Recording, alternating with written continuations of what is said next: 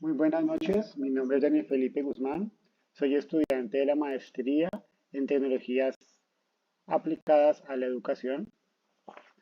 Les hablo desde el departamento de Caquetá, desde el municipio de San Vicente del Caguán.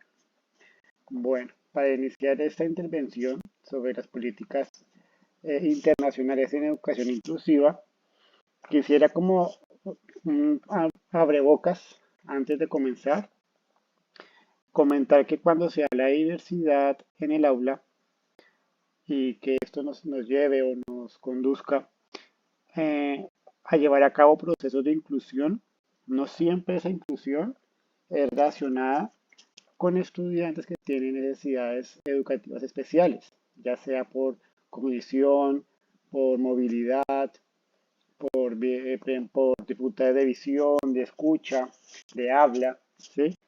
Sino que también la inclusión y esta diversidad engloba estudiantes que tienen diferentes tipos de pensar, diferentes religiones, diferentes culturas, diversidad en el contexto respecto a la escuela, ¿sí? Y también cae allí, lo ya más últimamente mencionado abiertamente, la diversidad sexual y de género.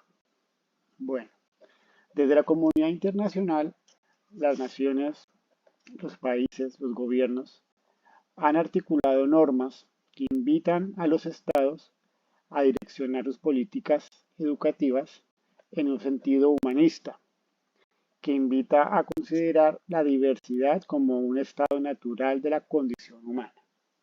Y por esa razón se han creado o se han instaurado diferentes declaraciones, políticas, normas internacionales que sirven como guía para que los países puedan aplicarlas en los contextos y así mejorar o apoyar o alinearse a las estadísticas o a las ideas internacionales en el tema de inclusión educativa. ¿Qué tengo yo que decir respecto a eso? Es verdad que la ONU, la UNESCO, muchos organismos internacionales crean lineamientos, crean políticas, crean normas, rutas a seguir para diferentes temas, en este caso para resaltar o para reforzar la educación inclusiva, pero estas políticas y lineamientos yo creo que no siempre no son inclusivos tampoco, porque estos no tienen en cuenta también como la particularidad y la diversidad de cada contexto, de cada país, de cada región, de cada zona, porque no es igual el contexto de un estudiante con necesidades educativas especiales en Nueva York a un estudiante que tiene la misma condición aquí en Caquetá, en una escuela rural metida en el monte. ¿Sí? Entonces no es inclusiva porque no se piensan estas normas como en la particularidad de cada persona, de cada estado, de cada contexto que se está viviendo. Entonces, vamos a ver algunas declaraciones, algunos esfuerzos que han hecho los estados o instancias internacionales para reforzar o para dar a conocer las políticas educativas. Según mi análisis, la mayoría de estas iniciativas tienen únicamente o tienen como han cumplido como una misión en cuanto a generar conciencia, a presentar en con sociedad, en como reconocer, en el que la comunidad identifique la educación inclusiva, ¿sí? En los contextos propios de las naciones, pero no ha impulsado, no obliga a las naciones o no es como, eh, no tiene un efecto final siempre sobre el desarrollo de la educación inclusiva en las sociedades, ¿sí? ¿A qué voy con eso? Entonces, la ONU, la UNESCO ponen una serie de límites, una serie de ideas, una serie de rutas a seguir, pero los países en sí no están obligados a hacerlo, ¿sí? No hay quien los mida, quien sepa qué hizo, qué no hizo. No todos lo puedan hacer porque lo que piden tampoco aplica para todos los contextos y para todos los territorios, ¿sí? Entonces, estas iniciativas lo que han ayudado es como para generar conciencia social de que existe esa comunidad, de que es necesario generar inclusión en la educación y eso es bueno, no es malo, pero en realidad no tienen como un trasfondo o un impacto grande, ¿sí? En todos los países o en todas las sociedades. Ya más adelante veremos como una acción, en mi opinión, una acción internacional que se ha instaurado en todos los países en la ONU, tal vez sí ha ayudado a eso, ¿sí? La vamos a ver de últimas. Entonces, para iniciar, tenemos la Declaración Universal de los Derechos Humanos. Allí todos los seres humanos somos libres, iguales, y se ratifica la educación como un derecho fundamental del ser humano. Eso tenemos con la Declaración de los Derechos Humanos. Otro hito importante que encontré en la bibliografía es el informe Warnock de 1978. Este informe se da en el Reino Unido. Este informe supuso un cambio radical en la educación de alumnos con necesidades educativas especiales, porque planteaba la inclusión de estos en escuelas ordinarias, escuelas normales, ¿sí? Para esto, este informe invita o llama la atención sobre que la educación especial es un complemento a la educación ordinaria, ¿sí? No es necesario hacer segregación y separación a un lado los niños normales, entre comillas, y a otro lado los niños de educación especial. Entonces, se invita a que la educación especial es un complemento a la educación ordinaria. Y propone unos cambios en infraestructura y en organización logística de empleados, de docentes, de formación docentes, para que el docente no necesariamente sea licenciado en educación especial, sino que es un docente de cualquier área, de cualquier tema, un empleado de cualquier área también del colegio o de la institución, esté formado en temas de inclusión para que ésta se pueda volver en sí inclusiva, repitiendo sin necesidad de hacer separación. ¿En qué ayudó este informe Warnock? Este informe Warnock ayudó a crear o generar un cambio de actitud social frente a la educación especial. Eso hizo este informe. Luego tenemos la Convención de los Derechos del Niño. Esta convención resalta o reafirma que los niños tienen derecho a la educación, ¿sí?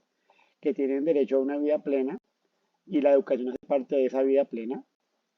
También dice que de los derechos del niño y asegurárseles unas condiciones de vida dignas, ¿sí? Que les permitan desarrollarse y participar en la comunidad. Esto incluye los niños que tienen dificultades o tienen algún aspecto que los vuelva diversos, sea de religión, sea de salud, ¿sí? Y eso trasciende y permea a la educación, que también en esta declaración o esa convención se reafirma que el derecho es de la educación, es para todos los niños, ¿sí? Sin importar sus condiciones, sin importar sus particularidades. Bueno, continuando con las declaraciones y políticas internacionales en la educación inclusiva, tenemos un hito muy importante, muy nombrado en la bibliografía consultada, que es la Declaración de Salamanca, en 1994. Esta conferencia mundial tenía el objetivo de promover la educación para todos. Y esta proponía o examinaba los cambios necesarios que se tienen que hacer en la parte política para favorecer el enfoque integrador educativo que permitiera atender a todos los niños, en especial los que tienen necesidades educativas especiales. Esta declaración de Salamanca, junto con la Convención de Derechos de las Personas con Discapacidad en 2006, ¿sí? Y junto con el año de la persona con discapacidad, que fue el 2004, ¿sí? Se unen a los esfuerzos, en mi opinión, que son meramente como de trabajo como cultural o propagandista, en el sentido como de reconocer y decir cosas muy bonitas respecto a lo que hay que hacer para tener inclusión, pero que en realidad ninguna de estas declaraciones, ninguna, digamos, también la primera es la de los derechos humanos, sí, y también la de los niños, pero el resto ninguna de las demás tienen como un peso legal o importante o político definitivo que obliga a los estados a hacer algo. No son obligados, ¿sí? Eh, Ni siquiera en la conferencia mundial del 94 se hizo se obliga a los estados a hacer esos cambios. Lo que yo sí creo es que aquí en los Objetivos de Desarrollo Sostenible ODS, ¿sí? Al 2030, esta sí es una iniciativa fundamental en la cual los estados sí están de cierta manera obligados a demostrar ante las internacionales que están haciendo cambios, no solamente en decir, ay, sí, qué bonito esto, y aquí sí se obliga, en cierta manera, a que los estados cambien sus políticas, aunque sea, ¿sí? Y comiencen a ejecutar acciones en pro de la inclusión educativa.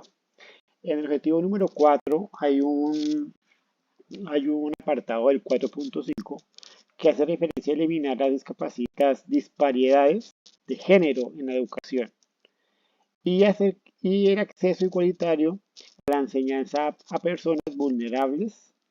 Y dentro de estas personas vulnerables están las personas con discapacidad o que son desplazados o indígenas, ¿sí? Se reúne todo lo que puede hablarse en diversidad. Entonces, con estos objetivos de desarrollo sostenible, sí es una agenda que permea de lo internacional a lo local. Aquí ya sí considero que los estados están obligados a tener que responder o mostrar avances o evidencias del trabajo que hacen para promover la ejecución de políticas reales en cuanto a la inclusión educativa. Muchas gracias.